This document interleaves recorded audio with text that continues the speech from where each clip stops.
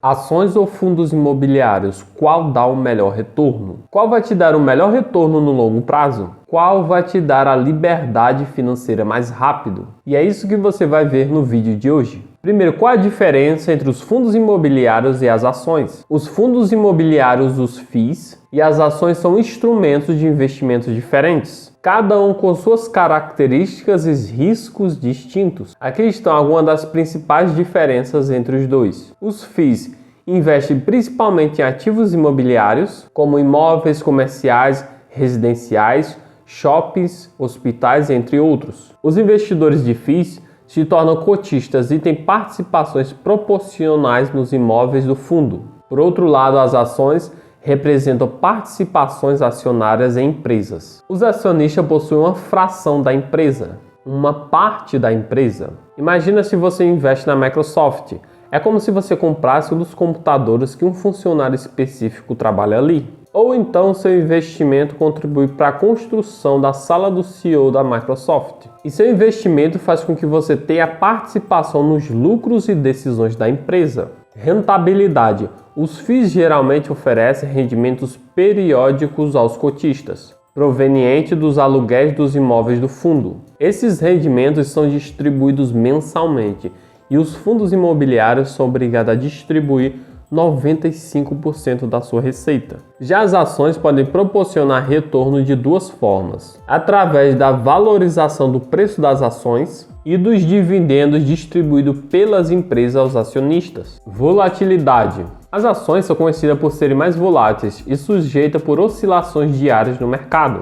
Os preços das ações podem flutuar significativamente em curto prazo, refletindo a oferta e a demanda no mercado. Os FIIs, por outra vez, tendem a ter uma volatilidade menor em comparação com as ações, pois estão relacionados a ativos imobiliários, que normalmente têm uma mudança de valor mais gradual. Riscos. Tanto os FIIs quanto as ações possuem riscos inerentes. No caso dos FIIs, que significa fundos de investimentos imobiliários, os riscos estão relacionados à vacância dos imóveis, inadimplência dos locatários, desvalorização dos imóveis, entre outros fatores do mercado imobiliário. No caso das ações, os riscos estão associados ao desempenho da empresa, condições econômicas, concorrência, mudanças regulatórias, entre outros. Diversificação. Os FIIs podem proporcionar uma diversificação em termos de investimento imobiliário, pois permite que os investidores tenham exposição a diferentes tipos de imóveis e locações. Por outro lado, o investimento em ações pode oferecer a oportunidade de diversificar em vários setores e empresas, dependendo da escolha das ações. E esses dois ativos são totalmente diferentes: os fundos imobiliários e as ações. É importante considerar o seu perfil de investimento, objetivos, tolerância ao risco ao escolher entre fundos imobiliários e ações, conforme é adequado para a sua estratégia de investimento. Recomenda-se também buscar orientação financeira para entender melhor as particularidades e os riscos de cada opção. A escolha do melhor investimento na bolsa de valores depende de vários fatores, como seus objetivos financeiros, tolerância ao risco, horizonte de investimento, conhecimento do mercado. Não existe um investimento único que seja considerado o melhor para todos, pois as preferências e circunstâncias de cada investidor são diferentes. Mas em retorno, o que vai te dar o retorno de fato entre as ações e os fundos imobiliários, normalmente a gente compara os índices, os dois índices principais: o índice IFIX, que é o índice dos fundos imobiliários, e o índice Ibovespa, que é o índice das ações. Nesse gráfico, comparando o IFIX com o Ibovespa, eu peguei ali desde 2013, que foi quando o IFIX foi registrado na Bolsa de Valores. E esse gráfico tem quase 10 anos. E em questão da rentabilidade dos dois índices, está bem próximo. Alguns períodos o IFIX vence, outros períodos o Ibovespa vence. Agora no final o Ibovespa está vencendo. Mas fato é que os dois índices são muito semelhantes no Brasil. Mas a grande questão é que o índice Ibovespa ele é um índice ruim. Porque se provavelmente você montar uma carteira bem analisada, escolhendo as ações, montando assim uma carteira de alta performance, seguindo a direção atual do mundo com suas tendências, tecnologias, aquilo que mais se resolve problemas, constante inovação dentro da cultura e do comportamento das pessoas, com produto ou serviço atraente, preço acessível e grande gestão, com empresas com balanço atraente, indicadores eficientes, não tendo muita dívida e etc. Provavelmente você vencerá nos dois índices, o índice INFIX e o índice Bovespa, porque as ações bem analisadas e bem escolhidas vai performar muito melhor do que um fundo imobiliário bem analisado e bem escolhido. E também a ação que mais se valorizou venceu o fundo imobiliário que mais se valorizou. Exemplo, a VEG deu um retorno em meados de 2007 até 10 de julho de 2023, uma valorização de 24.000%, coisa que você não vai ver acontecer em fundos imobiliários. Mas é óbvio que nem toda ação vai ser uma VEG.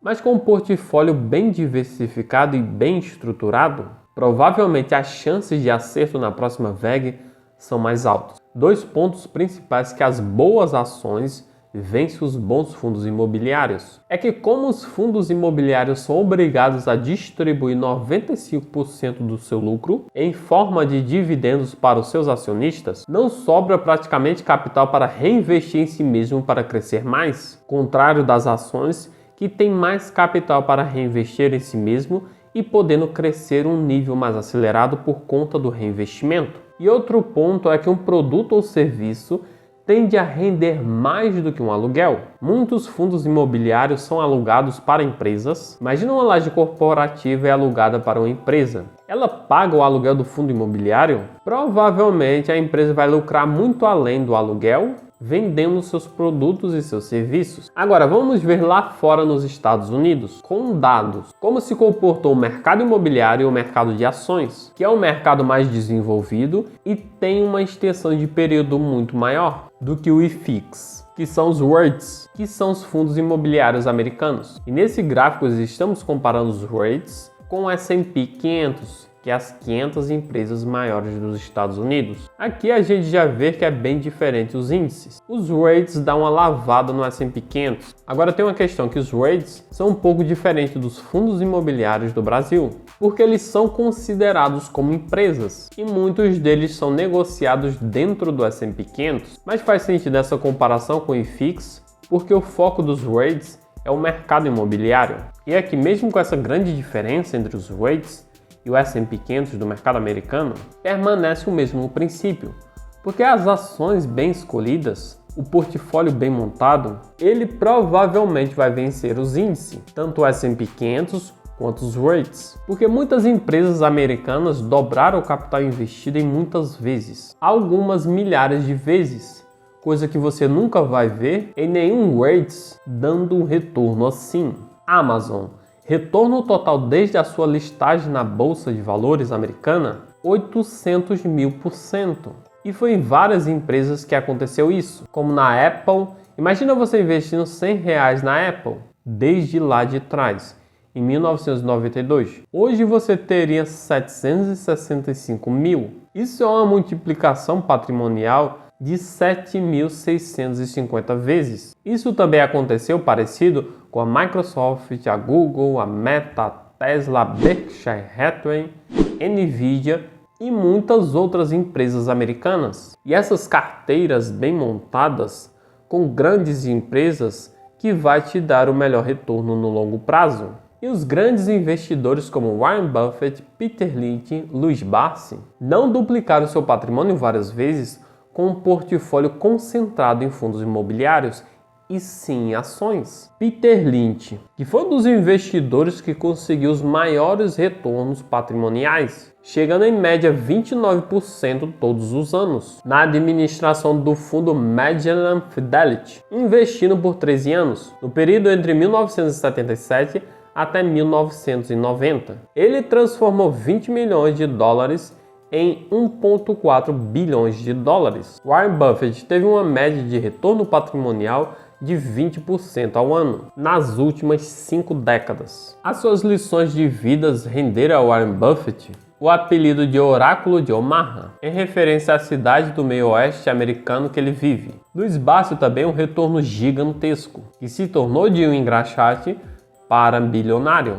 detentor de uma fortuna de mais de 4 bilhões, sendo assim uma pessoa física, mostrando assim que praticamente qualquer pessoa pode chegar lá, se estudar, adquirir educação financeira e ter um bom mentor. E muitas outras pessoas conseguiram resultados parecidos com uma carteira bem estruturada. E é isso que vai te enriquecer de fato financeiramente. Mas a escolha do melhor investimento na bolsa de valores depende de vários fatores, como seus objetivos financeiros, perfil de investidor, tolerância ao risco, horizonte de investimento do mercado. Não existe um investimento único que seja considerado melhor para todos, pois as preferências e circunstâncias de cada investidor são diferentes. Porque o que adianta você ter uma carteira bem montada de ações de alta performance, duplicadora de patrimônio, agilizando assim o seu enriquecimento, mas você não consegue dormir à noite, simplesmente porque não aguenta olhar para a volatilidade do portfólio. Porque dependendo do investidor,